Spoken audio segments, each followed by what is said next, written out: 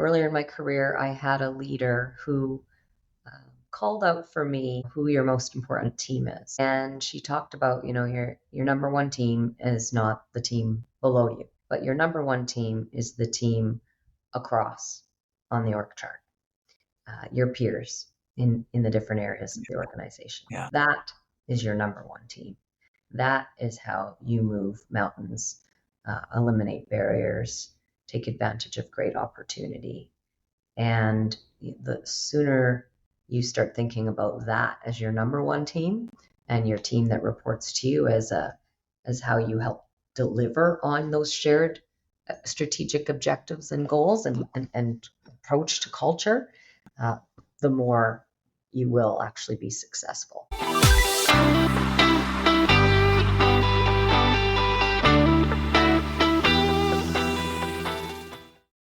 Hello and welcome to another episode of the Best You interview series. It's Gary here again. Thank you very much as always for taking the time to join me on this particular episode. And today I'm delighted to be joined by Toronto Hydro President and CEO Jana Mosley, who is here to discuss her thoughts and experiences on creating impact as you navigate your life and career.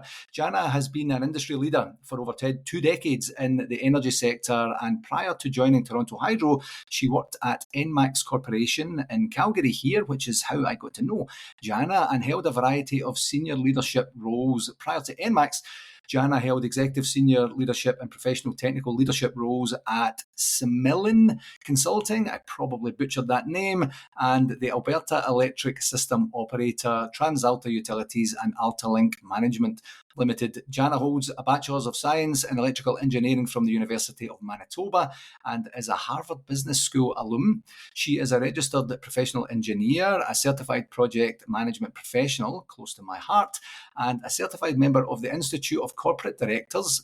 In 2022, Jana was also named Calgary Influential Women in Business Awards winner.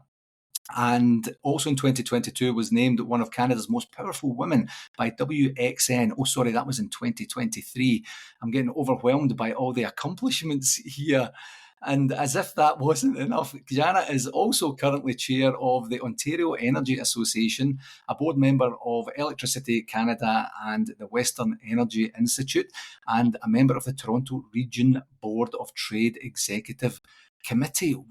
Wow. As if I didn't feel inadequate enough in my own life, I'm going to tell you a wee bit about my experience with Jana. I believe we started at NMAX around about the same time. And I'd heard of you. Your reputation preceded you prior to actually getting the opportunity to meet you. And I was in a meeting one day and you were in the meeting and I was thinking, I think I know everyone here, but I don't know that lassie there. I wonder who that is. So I stealthily tried to check the invite list on my phone, and then I saw your name and I was like, oh, right, now this is Jana. And then we had opportunity to be in the same rooms a few times over the years. But the best part for me, and we were just discussing this prior to recording, was that I seen you, I was there at the same time as you were earning multiple promotions into more and more and more senior leadership positions. And I honestly, I just felt so blessed to be able to see someone do that, and particularly a woman do that in, a somewhat male-cultured environment that is or was NMAX at the time.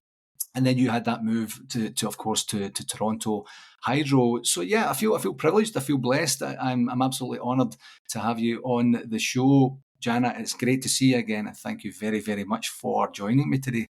I'm excited to join you, Gary, and really excited about what you're doing with your career and following you as well. So the admiration is mutual. I appreciate that. I really do appreciate that. So as I like to do, I provided a wee bit of a bio there, and that's certainly not everything that you've accomplished thus far in your career. But let's start about your career journey to date and what I would love to focus on. And I'm going to tell you a bit of a personal story here. In my life, I have cried at work one time. And I've been working for a very long time because I'm kind of old. And it was in 2022. And you came in, and it was your fault, Jana. You came in to a room to speak to the team and at NMAX Power. And I can't remember the topic or the theme, but you talked about the influence of your dad on your life. And I had just lost my dad, and I just went back home, and we had his service and such. So I came back and I was just busy, busy, busy. And then this moment happened, and luckily I was at the back of the room, and no one could see, because then I would be like, oh, allergies, allergies, or something like that. But it was such a poignant story, because it was the depth of feeling that I had. So I would love if you would provide a bit of context about the empowerment and the encouragement and such, and then up to and including where things stand today. Yeah, I'm really fortunate. I have two parents who have been really invested in, my success and happiness in life. And growing up in Northern Manitoba, a small mining town, um, no universities in, anywhere near. I think the closest university was in Winnipeg, 800 kilometers away. I always knew that at some point I would leave Thompson to go and do something else. And I wasn't quite sure what that was growing up. Like everybody, I went through lawyer, teacher, all of those good things. But my father always challenged me to think big, to make sure that I wasn't, settling for, anything that is, just deemed as something that females do, and really, was there to challenge me around my own emotional intelligence development as well. And I can remember, sitting at the table one night and him talking about, his own career and what limitations he saw through lack of education at the time. And, just encouraging, my sister and I to think about, going all the way to make sure we open up all of those doors. And through my life, one of the things I've just really appreciated is that, he has been a great confidant for me when I'm thinking about anything from, how I value employees, valuing laborers and safety of people, both, the physical safety, of course. He was a miner underground, so certainly had worked in some very interesting environments, but also psychological safety and just our role as leaders to create a space where everyone can thrive and come to work and bring their whole self to work. And I was really fortunate as well to have a mother who pushed me to, set really high goals, to not settle for just good enough. And just that ongoing support that I received there were two just great, two legs up that I had in life that a lot of people don't have. And so I'm very appreciative and have a lot of gratitude for all of the different things that they brought me that have helped me get to where I am today. Yeah, I love that. And just appreciating it in the moment is important in and of itself, rather than from a reflective perspective where you're kind of thinking, oh, I wish I had taken the opportunity to appreciate that more then. I wish I had the opportunity to say thank you, or, express gratitude in some way. So why utilities? How did that manifest itself from the mining town, and then you graduate up to where you are just now? What does that part of the journey look like? Yeah, I had originally thought I was going to be a teacher. I could do the classic, be at home when my kids were home from school, be on vacation when my kids were on vacation. And, I had a teacher who challenged me to, again, think differently, think bigger. And, you partner that with advice you receive from your parents. And the next thing you know, I'm off to engineering school. And if you're going to do engineering, I decided I was going to do the hardest one. And at the time, that was electrical engineering. And, when you're 18, you don't really necessarily understand what path you're creating for yourself. But I recognized that it would Yeah. be a great foundation and stepping stone, just critical thinking, project management, working with others to achieve big things. And when I moved to Calgary, which was booming at the time, I was very excited to join TransAlta and be part of what to me was a very exciting shift in terms of the demand for electricity and the way technology was changing, so that you could move from your typical traditional investment to using the grid very, very differently. And so it was just a really great time to get into that business. And I've been so blessed to have such a rewarding career and amazing opportunities and mentors and people who have championed me and supported me along the way, some of whom I've worked with in multiple organizations over the years. And this business, you just have, you have such a clear purpose. You're providing an essential service that people need in order to survive, to live, and to thrive. And so every day I just feel privileged that I get to wake up and say, I'm keeping the lights on. I'm, powering our community. I'm supporting people's passions, goals, education, livelihood, or the economy in our country. And that just makes me want to get out of bed and get to work. It's true, and it gives that value, that purpose, that ability to see. This is not a job buried in an organization that's buried within an industry that is very difficult to qualify or quantify or even describe to other people. That I am literally keeping the lights on is a great analogy for that. So you've had a variety of leadership roles over the years. Was leadership part of your intention, part of your goals as a younger version of Jana? I don't know that I knew that when I was younger, but if you look back, it was something that I tended to lean into, whether that was organizing a circus in my backyard, or whether I was volunteering on student council, to, even in the technical realm, I gravitated very quickly to project management. I enjoyed that leading, orchestrating, really helping group resources and people together to accomplish a common goal. That is what I always found interesting, even when I started as a summer student or internships. And so I quickly gravitated to that type of leadership. And then over the years, I think with just my interest in people and perhaps some of my talents and strengths, have been able to have a lot of success in just advancing big initiatives and small initiatives for organizations to help them achieve their full potential. And then there's the people side of it. I just love bringing out the best in people and figuring out what makes them tick, and how do you put pieces, it's like a puzzle to me. How do you put these puzzle pieces together to complete something quite beautiful? And that's how I see developing and creating leadership teams, and then Yeah. working with them in order to bring out the best in everybody, so we can fulfill our potential professionally and personally, but also for the organization. Yeah, and to have a good experience in and of the moment at the same time.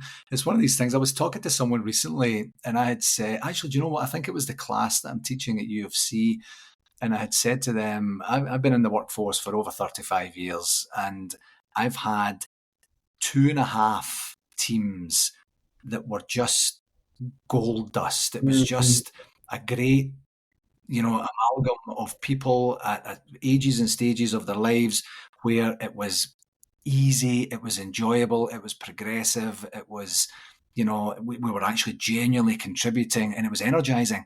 And when I look back on that, it's not with lament to say, oh, I wish I could get that again, or I didn't appreciate it at the time. I did appreciate it at the time, but I probably didn't appreciate it enough at the time. So then my project management leadership journey became something very similar to what you're explaining there, which was we will deliver this project. We will, because we have enough structure and experience and skill sets and desire and direction to be able to do that. But what I want you to do here is I want you to have a good experience. I want you to have a good experience with project management. I want you to have a good experience with this particular project manager. And I want you to go away and take some of that experience and use it for good, whatever that means in your realm as such. Is that something that you've been conscious of in terms of the experience that of the people that you've worked with and supported through their journeys as a leader? Absolutely. I mean, as leaders, we have such an important responsibility. We're impacting people's lives. And so, how we Yeah. handle each conversation, how we invest in people, how we provide feedback, we can leave somebody feeling inspired, assured, or we can, have them feeling anxious and scared and worried, depending on, our approach. And hey, we don't all get it right every time. I certainly do not. But that intentionality of, trying to do much more good than harm, I think is really important. Yeah. And as a leader, it is a privilege that certainly comes with accountability. And I try to think about on my good days when I'm at my best and managing my energy, and I try to go into conversations with people during the day thinking, ahead about what do they need from me? What do they need me to be in this moment? And how can I support Yeah. them? Because we just never know what's going on with people. We really don't. We all have parents and kids and partners and friendships and challenges, and we bring all of that to work, and we work together for many hours of the day, and many years Yeah. of our lives. And so if we can prop each other up, and if you can feel like that your leader truly does care about you as a person, what an enriching experience. And it doesn't mean they don't challenge us. It doesn't mean they don't provide us constructive feedback, but they're in it with us, and they're there to help us, be better, and enjoy the ride. Yeah, definitely. I love the word intentionality.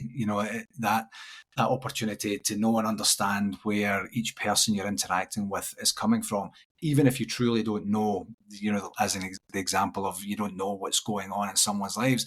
And I talk to people about that from a coaching perspective. I say if you're here and you're open and willing to growth through coaching, what's the one thing you can control? The one thing you can control is yourself, and you're willing, and even then, it's still quite difficult. So if you imagine trying to lead someone else who maybe isn't willing and who maybe doesn't have that level of control, and they're going through, whatever they're going through, you're adding on, or you're potentially adding on to some hardships that they might be experiencing there. So if they know and understand the intentionality behind you as a person, it provides you with that opportunity to speak freely, to when I say benefit, get the benefit of the doubt, but I don't mean, it's a pass for any bad behavior or anything that's a less than a positive experience. But if they have a negative experience, that there would be that introspection in and of the moment to say, I wonder why Jana said that the way that she said that, and they would think about it first rather than reacting, which is what some people do to say, I'll go into victim mentality here. I'll use very low energy. I won't make any progress here. I'll ruminate on this. I'll just use valuable time for something that's not very valuable. So that intentionality is absolutely key. Are there some particular parts of your journey, Jana, that have contributed, like that you could pinpoint, that have contributed to your leadership style, your leadership philosophy today, where you can say, I do this because of that, or I don't do this because of that? I'd say there's probably there's a few things I'd point to.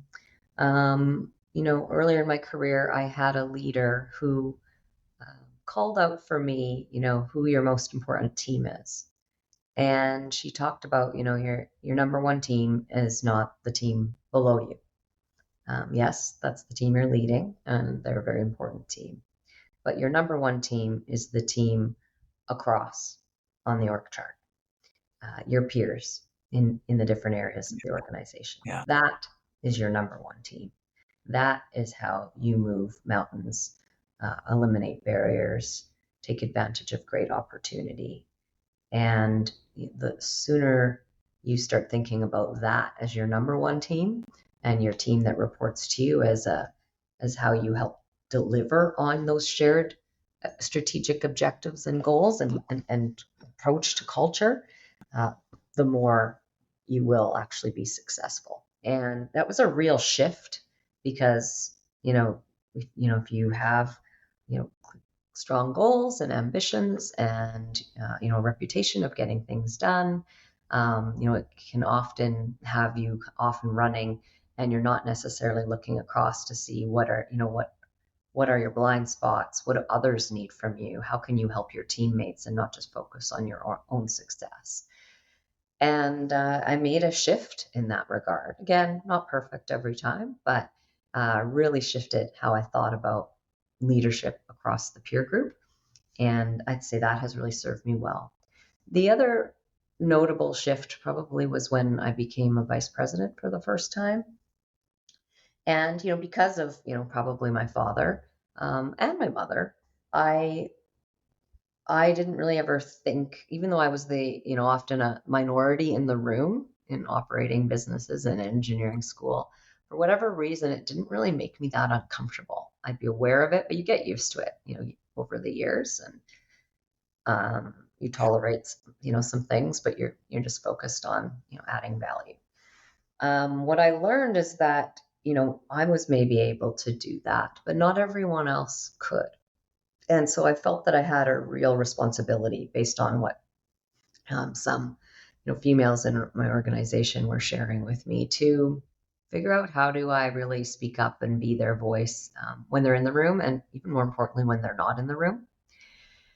And the Yeah. responsibility that came with being the first female operator at senior level in the organization, and one of the first in the industry.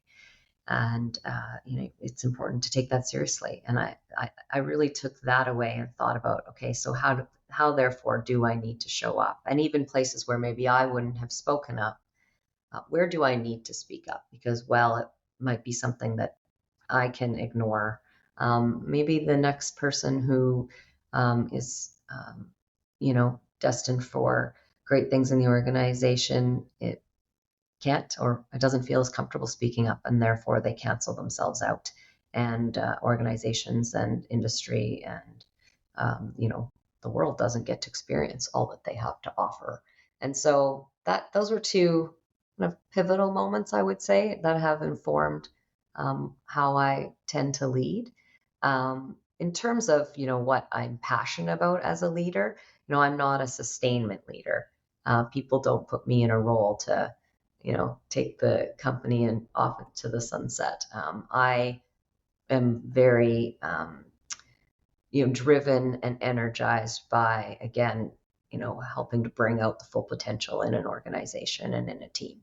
And so I suppose that would make me a transformational leader if you want to go to the theory of it all.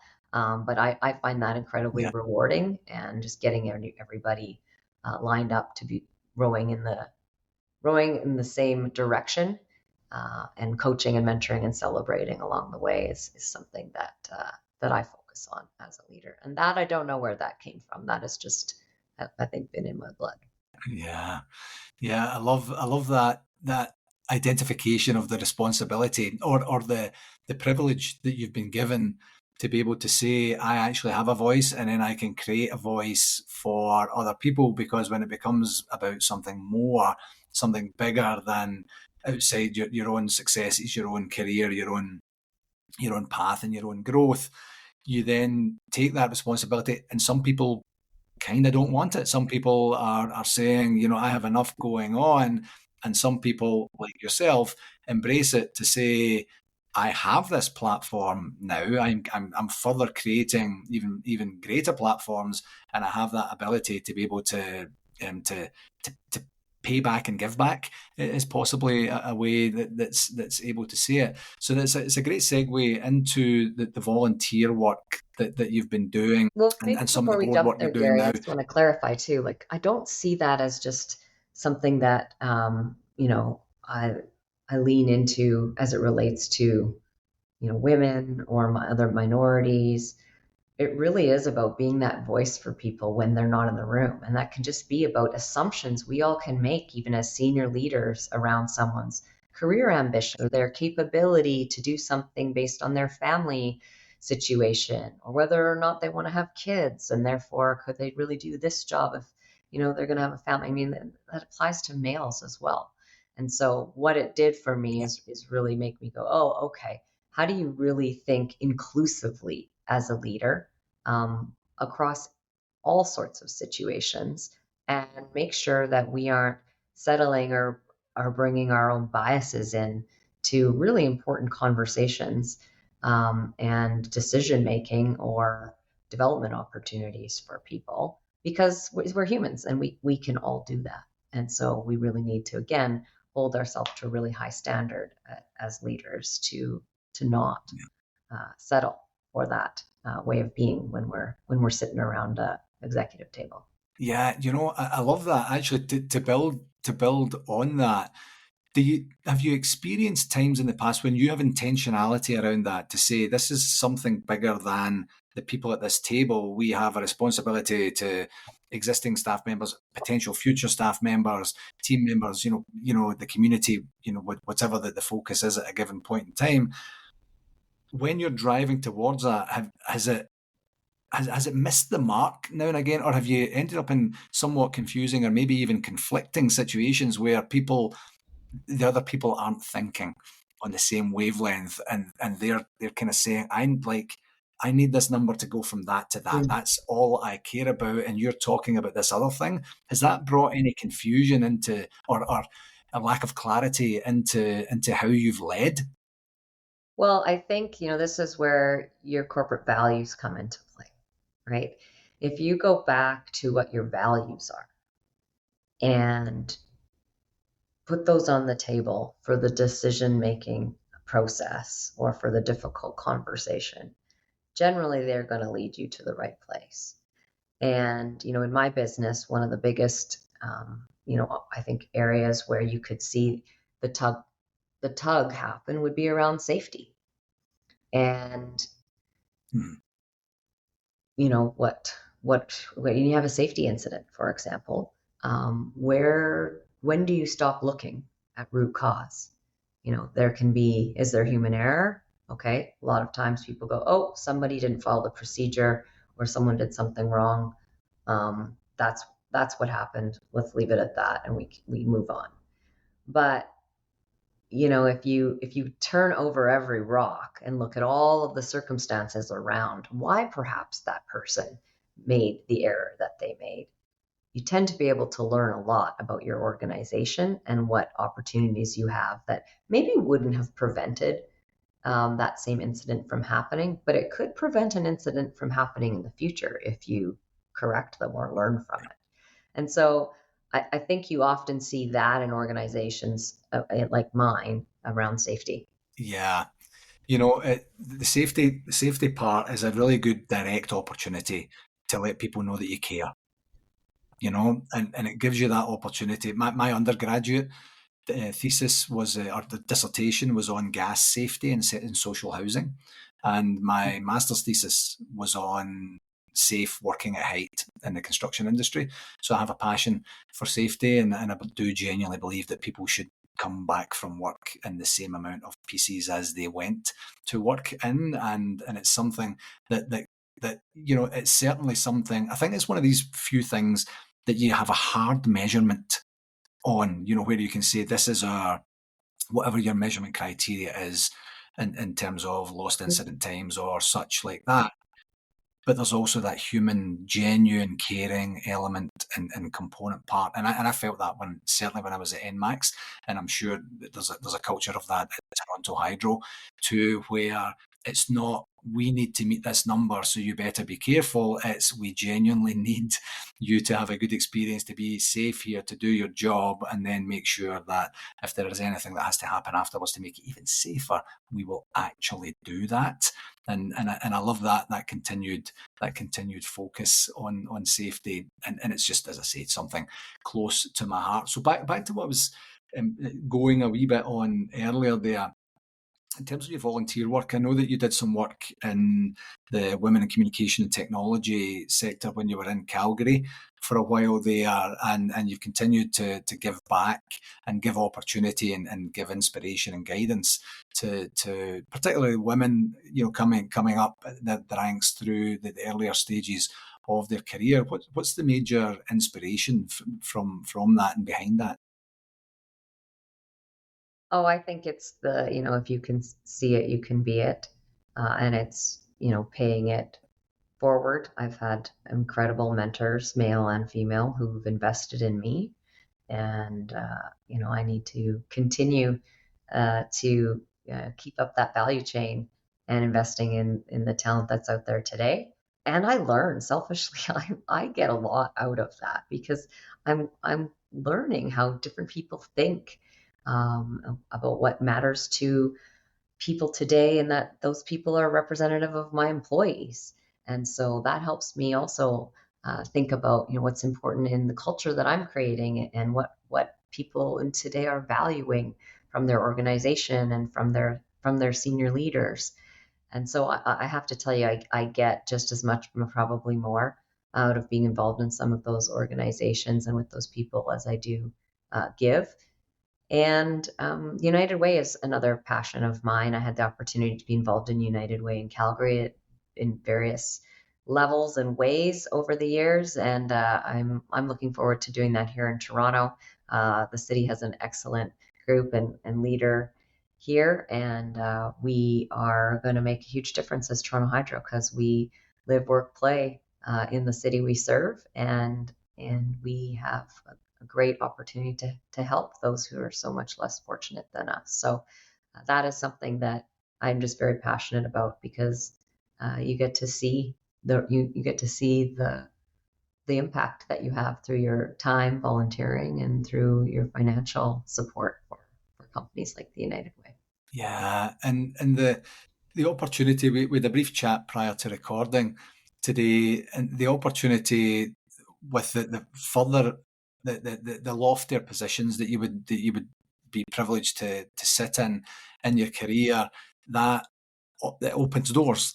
It opens doors to other opportunities that you might not have been given, in terms of, say, for example, board seats, and the ability to influence, to say, for example, United Way is something that we would like to ensure has the appropriate platform and support from the organisation as we're moving forward. How I was going to say how intentional, I don't mean intentional, how aware of you have you been as you reach higher echelons of organizations, both within your career and on the periphery, that are supporting the work that you're doing? Have you been about that ability to impact and that ability to influence? And would you say that you've embraced it as much as possible for this point in your career thus far? Well, I enjoy people. I enjoy getting to know people, understanding things about their family, their passions, their goals. And so being involved in these types of organizations is just a great opportunity to get to know people and do good things with good people. I would say, I'm quite intentional and fortunate, because of working in the electricity space, that often, my personal goals align with the opportunities for my organization to serve as well, right? So whether that's investing in talent, whether that is investing in the community, or whether that is investing in the industry. All of that are things that are important for the organizations that I work in as well.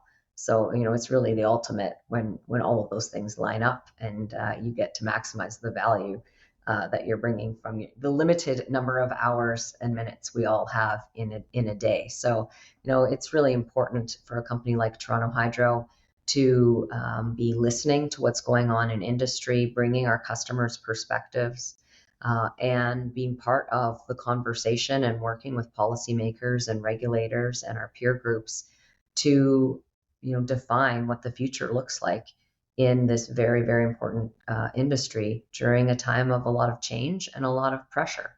So ensuring that we continue to focus on the health of the grid, that we're investing in making it more resilient, because the change in weather, whether that's wildfires or flooding or ice storms, we're seeing that impact. And this is just as we're also decarbonizing as a society and relying on electricity more than ever before. And so it's really important that, we are bringing our expertise and understanding to the table, and partnering, with others, to make sure that collectively we're doing what needs to be done to have a safe and reliable grid, adopt and enable new technologies, the ones that our customers want, the ones that are good for the environment, and the ones that are aligned with policy makers in both provincially and federally. So it's a neat thing when all of that comes together and you get to then serve as well, and again, learn and bring those things back to your organization. Yeah, and embracing it for what it is, opportunities to give and to get, but firstly to give in and of yourself. From a leadership perspective and creating impact, when you spoke about the support that you would like to have for people when they're not in the room, which is just as important as supporting them when they are in the room. Mm-hmm. What would you hope for people to say about Jana and Jana's impact and Jana's leadership style when Jana's not in the room? This is a very self-focused conversation, Gary. What would I like people to say? I'd like them to say that she cares about people. She delivers results through people. She empowers and enables people to, maximize their potential and grow. Those would be the biggest things. I think, more practically, I'm a big believer that, strategy is everyone's business. And, I want people to not think that it's something that just the CEO or a handful of people are aware of, that they understand where the organization is going, why we're going that way, how we're going to get there, and see that we celebrate successes along the way. Yeah, I love it. So, as you know, Jana, this is called the Best You podcast, and it's all around giving people the opportunity to be the best version of themselves. So I like to take this opportunity to ask every guest, what's one regular practice that Jana employs to give Jana the best opportunity to be the best version of yourself? I am focused on being the best version of myself. The first thing I will do in the morning is I will put in my entries into my gratitude journal. Because when I am focused on what I'm grateful for and what I'm going to do that day to make the day great, even when things don't go my way, and that can start happening pretty quickly, actually, once you leave the house, or if you have a problem with the coffee maker, it somehow resets your brain, and you end up having a better day, and you end up being able to give to people in the way that you wanted to. That leaves you at the end of the day going, okay, you know what? Did I get everything right? No, but it was better than if I hadn't taken that moment in the morning to just be grateful and to express some of that gratitude to others. So that is when I'm at my best, I'm doing that, and then things fall from there. I love it. This has been a fabulous conversation. Jana, where can people find out more about you and about the great work you're doing in Toronto Hydro and beyond? We're present. Toronto Hydro is present on all social media channels, so you can check us out and follow what we're up to on Instagram, TikTok, Facebook, and then, of course, LinkedIn. And from time to time, I'll share what's on my mind as a leader in our industry or some of my personal challenges or learnings on LinkedIn. So happy to have anybody follow there and reach out there. Wonderful. Jana, I've been looking forward to this for quite some time. Thank you very, very, very much for taking the time. It's great to see you again. Thank you very much for the insights and such that you shared today. And I can't thank you enough for coming on the show. Yeah, well, I appreciate it. It's nice to see you today. Thanks, Gary. Hello again. Thanks again for tuning in to this episode, and I do hope that you found it valuable and gained some insights. I do have an ask for you. If you enjoyed this podcast, I would absolutely love it if you would connect with me on my socials, and that's at LinkedIn, Facebook, and YouTube. Just search for my name and do whatever it is you need to do there to follow me and stay updated with all the latest content, tips, and discussions. And for any more resources that you're looking for, feel free to visit my website, garygillen.com. gmail.com, and while you're there, you can book a free, no obligation 30-minute coaching call directly with me through the site. Whether you're looking to enhance your performance or tackle a new challenge, I'm absolutely here to help you succeed, and I would absolutely love to hear from you. Thanks very much again, and until next time, keep pushing towards your goals and getting better each and every day, my friend.